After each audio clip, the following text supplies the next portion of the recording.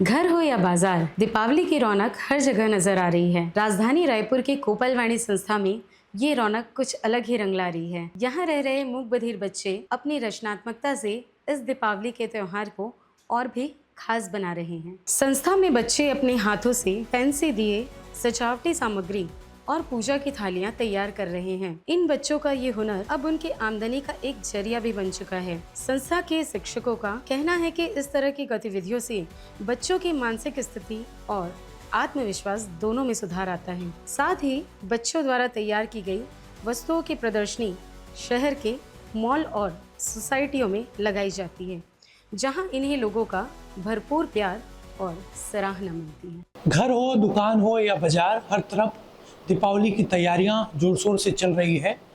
लेकिन रायपुर का एक ऐसा संस्था कोपलवाड़ी, जहां पर मूक बधिर बच्चे रहते हैं, वहां पर भी साइलेंट तरीके से दिवाली की तैयारी चल रही है। मैं अभी उसी कोपलवाड़ी संस्था में मौजूद हूं। आप यहाँ पर देख सकते हैं, यहाँ पर लगभग 87-87 के आसपास मूक बधिर बच्चे रहते हैं और इनको अलग अलग तरीके से पेंटिंग के बारे में, रंगोली के बारे में, गायन के बारे में सिखाया जाता है। यानी हर तरह की एक्टिविटी यहाँ पर इनको सिखाई जाती है। बाकायदा एक संस्था इसके लिए काम करती है। टीचर यहाँ पर मौजूद रहते हैं जो इनको हर तरीके से ख़ास तौर पर अकेलापन इनका दूर करने के लिए इनके साथ समय बिताते हैं। और अभी देख सकते हैं जो मूक बधिर बच्चे हैं वो दीपावली की तैयारियों में लगे हुए हैं। दिया बनाया जा रहा है।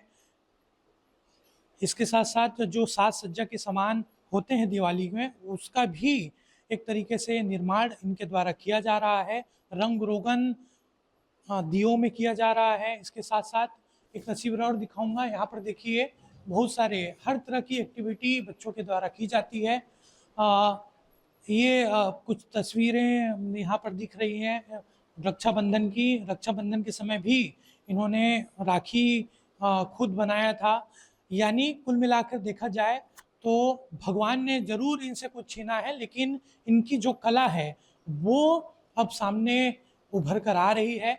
और जो बच्चे सामान यहाँ पर बनाते हैं उसका परचेज भी बाहरी तौर पर हो रहा है। कुछ यहाँ पर संस्था के टीचर्स हैं, उनसे बातचीत करते हैं। ये अभी दिवाली के लिए तैयार कर रहे हैं क्या? हाँ सर, दिवाली के लिए ही तैयारी हो रही है हमारे यहाँ। और जैसे रक्षाबंधन होता है तो उस पे भी हमारे बच्चे राखी मेकिंग करते हैं। बहुत सारे ऐसे सजावटी चीज़ें होती है वो हमारे यहाँ बनाई जाती है। इसमें स्किल्स आप कैसे बच्चों का उभारेंगे आप, है ना। पढ़ाई के साथ ये सारी चीज़ें बहुत ज़रूरी है और कोपलवाणी संस्था के बच्चे पढ़ाई के साथ ये सारी चीज़ें बहुत खुशी खुशी और एक अर्निंग का माध्यम आप बोल सकते हैं। लेकिन हमको ये ट्रेनिंग देना बहुत ज़रूरी है। आप स्किल्स पे काम नहीं करेंगे, एजुकेशन अपनी जगह पे, स्किल्स भी ज़रूरी है बच्चों के लिए। कुछ और टीचर्स हैं यहाँ के, उनसे भी बातचीत करते हैं। ये आप बताइए, कितने बच्चे टोटल हैं यहाँ पे? टोटल 60 बच्चे हैं सर अभी। किस तरीके से इनका एक तरीके से मानसिक विकसित करने के लिए? मानसिक विकसित करने के लिए ज़्यादातर सर हम साइन लैंग्वेज का प्रयोग करते हैं। वर्ड इनको सिखाते हैं। कुछ फील्स कराने के लिए, जैसे दर्द हो रहा है ऐसा दबाए तो ये है दर्द का साइन, पेन का साइन। उनको कई तरीके के साइन बताते हैं जिससे वो समझ सके बच्चे सारी चीज़ों को।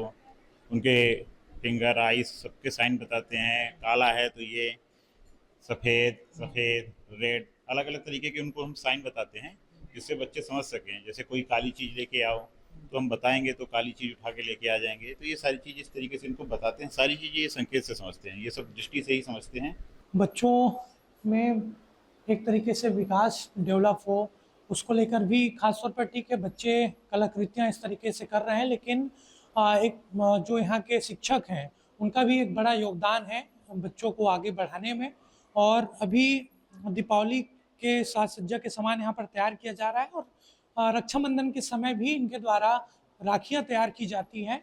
और इस तरीके से ये जानकारी भी मिली है कि इन बच्चों के द्वारा जो पेंटिंग बनाई जाती है वो राजभवन में भी मौजूद है। राजभवन के द्वारा कुछ पेंटिंग्स वहाँ पर मंगाई गई थी। तो एक तरीके से बच्चों की जो मानसिकता है वो इसे साफ तौर पर समझ आती है। भगवान ने ज़रूर उनसे कुछ छीना है, लेकिन जो उनकी कला है वो यहाँ पर उभर कर सामने आ रही है।